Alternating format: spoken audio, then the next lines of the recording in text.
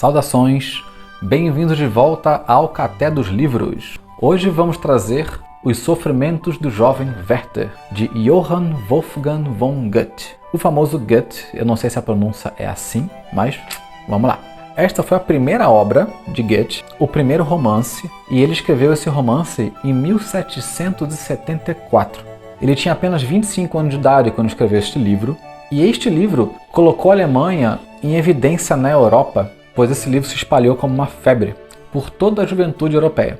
Esta edição é da editora Abril, de 2010, que também faz parte da coleção de livros que eu tenho na editora Abril, com a tradução de Leonardo César Lack, de 1999, pela Nova Alexandria. Essa é uma edição da editora Abril, né? Assim como o Madame Bovary, que eu fiz uma resenha uns tempos atrás, e também do Retrato de Dorian Gray, é a mesma coleção. E é bonitinho com a laranja. O Goethe, que é internacionalmente conhecido, um dos livros muito famosos dele é o Dr. Fausto, né? O Fausto de Goethe, que ele escreveu bem posteriormente, né, a este livro. E como vamos falar sobre este livro, é bom também lembrar do contexto histórico no qual ele se encontrava. Até porque a gente está falando de um livro que espalhou muito a Europa e deixou a Alemanha, inclusive, mais famosa. A gente tem que ter em mente que nessa época a gente está falando de um movimento jovem, né, pré-romântico, que colocava os sentimentos acima da razão. E por que isso? Hoje em dia pode parecer até algo meio imaturo de falar sobre isso, mas na época tem todo um contexto literário e social. Vale lembrar que estamos falando de uma época de monarquia, então existia muita repressão, tanto intelectual quanto artística. Para. Até porque nessa época social as coisas eram mais rígidas, tinha muita opressão, muita ligação com costumes antigos e muitas tradições que forçavam os jovens a tentar reproduzir o que os velhos faziam. Vamos dizer assim, todos os movimentos artísticos novos eram mal vistos, justamente porque a razão imperava. Você tem que fazer o que é o seu dever, socialmente aceito, o que a razão manda. E os jovens da época, então, tinham um movimento literário além disso. A ideia era de um movimento literário chamado Sturm und Drang, que queria dizer tempestade e ímpeto.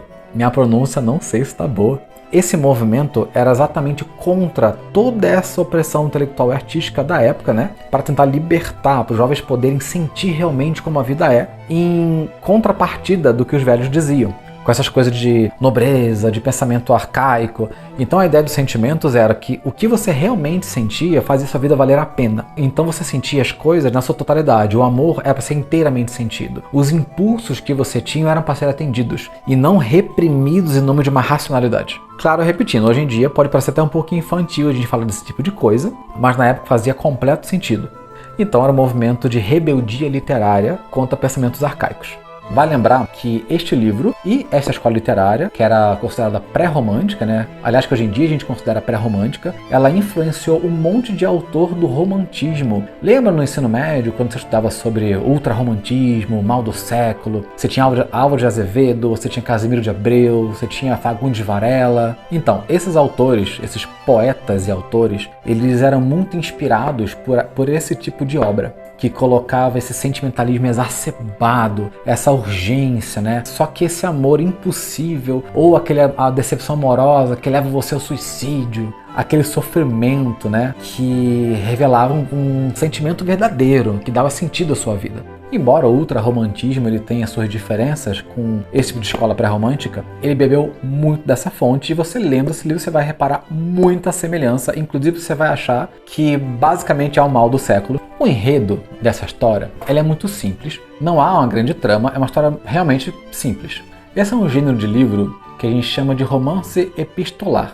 No caso seria um romance feito através de cartas. Basicamente ele tem pouquíssimos personagens. No caso, é o Werther, o personagem principal da história, a Charlotte, ou Lotte, como ele chama carinhosamente, o Wilhelm, que é quem recebe essas cartas do personagem, e o Albert, que é o noivo da Charlotte. Resumindo bem a história, Werther é um jovem que vai morar numa cidade do interior da Alemanha. É um nome fictício, acredito eu, né? Ele não dá muitos detalhes. E o Werther é o tipo de pessoa que odeia a aristocracia. É o tipo do personagem que representa esse movimento do Sturm und Drang na Alemanha na época. E é um personagem que acha que o verdadeiro sentido da vida está em você realmente sentir tudo aquilo que você de fato sente, né? Você não reprimir os seus sentimentos, você não dar luz à razão, dar luz aos sentimentos, ao amor, à vida, e é um personagem que odeia a aristocracia, então é um personagem que representa bem a escola literária, que a gente falou anteriormente. O Werther, então, se muda para a cidade interior, e lá ele conhece a Charlotte. E o livro descreve aquele amor à primeira vista, ele fica maravilhado, ele ama demais a personagem, ele fica caído, apaixonado, ele quer conhecer, ele fantasia, né? E aí ele descobre que a Charlotte está prometida, ela é noiva do Albert,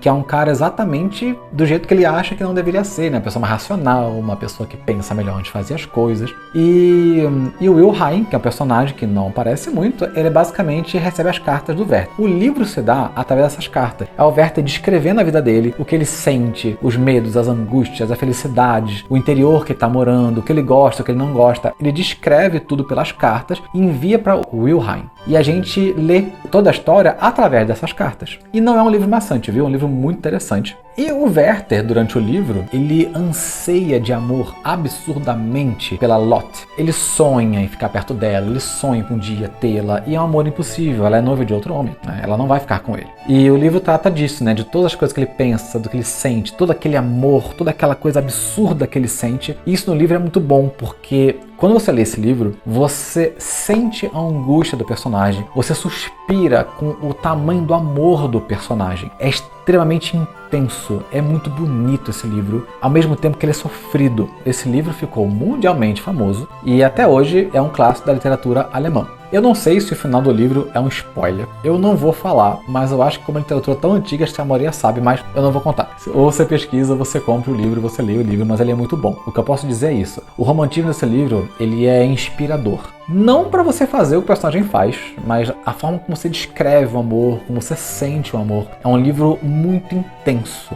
Ele é extremamente intenso. Lembra? Tempestade de ímpeto. Exatamente isso. É um livro com sentimentos exacerbados, extremamente intenso. E é muito bonito por causa disso. E causa na gente sensações quando você lê esse livro. Aí nós temos duas curiosidades sobre este livro também. Primeira, que não há como confirmar se é verdade ou não. Mas parece que há um boato histórico, tá, gente? Não é... Houve pesquisas sobre isso, só que ninguém chegou à conclusão se existiu ou não. Um tal do Movimento Werther. Foi uma onda de suicídios na Europa, de jovens, causados por esse livro. Isso é um boato histórico. Embora no pós-fácil desse livro ele fala que existiu, nas minhas pesquisas históricas eu não achei evidências que demonstravam que isso realmente aconteceu. Mas houve na época um boato e passou esse boato historicamente. Outra coisa sobre este livro também é que o Werther, ele representa o próprio Goethe nessa época. Quando o Goethe tinha 25 anos, ele tinha uma convivência, uma amizade muito forte com uma mulher chamada Charlotte. E esta mulher era noiva de outro homem e era dito na época, inclusive, que ele era apaixonadíssimo por essa mulher e ele não podia tê-la porque ele era noiva de outro homem, ela estava querendo ficar com outro homem. E que Goethe, inclusive, pensou em suicídio nessa época por todo esse sentimento, todo esse amor forte que ele tinha por ela, e isso fez ele escrever esse livro e repassar tudo isso para esse herói, que é o Werther, no livro dele, e fez um tremendo de sucesso. Uma outra coisa, né, é que se você leu o Fausto, né, de Goethe, ou se você ainda vai ler o Fausto de Goethe, é bom deixar claro que é um livro completamente diferente deste livro.